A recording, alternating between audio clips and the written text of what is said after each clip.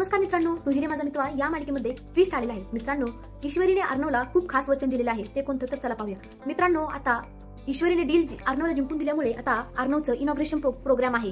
कारण त्या जी काही कंपनी होती, इन्व्हेस्टर होते, त्यांनी अर्णवच्या कंपनीसाठी फंडिंग दिलेलं आहे। त्यामुळे त्यांनी इनॉग्रेशनचा प्रोग्राम करायचा ठरवलेला आहे। त्यामुळे आता लावण्या घरी आलेली आहे। अर्णव सगळ्यांना सांगत आहे की ईश्वरी माझी बायको आहे आणि ईश्वरीने माझ्यासोबत असणं हे खूप हक्काचं आहे आणि जरुरीचं आहे। मित्रांनो, अर्णवला इतका आनंद झालेला आहे ईश्वरीमुळे त्याला एवढी मोठी डील मिळाली। त्यामुळे इनॉग्रेशनचा प्रोग्राम खूप थाटात साजरा करायचा आहे आणि त्यासोबत ईश्वरी त्याच्यासोबत पाहिजे असं त्याला वाटत आहे। ईश्वरी ही गालीगाल हसत आहे। सगळेजण खूप आनंदी आहेत। आकाश, अंजली, मामा सगळेजण खूप म्हणजे खूप। मात्र वल्लरीचा मात्र जळफळाट होत आहे। इकडे राकेशचाही जळफळाट होत आहे आणि लावण्य आता जळूनच खात झालेली आहे। मित्रांनो, कारण हे तिघेजण म्हणजे अर्णवला इतकं म्हणजे ते टॉर्चर करतात। अर्णव सोबत ईश्वरीलाही टॉर्चर करतात। मित्रांनो, खरंच म्हणजे हे किती बॅड आहे ना हे तिघेजण। त्यांना असं वाटत नाही की अर्णव आणि ईश्वरी दोघांनी एकत्र यावे, परंतु ज्याची गाठ देवानेच बांधली त्यांना कोण वेगळं करू शकतं का? अर्णव आणि ईश्वरीची गाठ जर देवानेच बांधली असेल तर अर्णव आणि ईश्वरीला वेगळं करणं इतकं सोपं आहे का?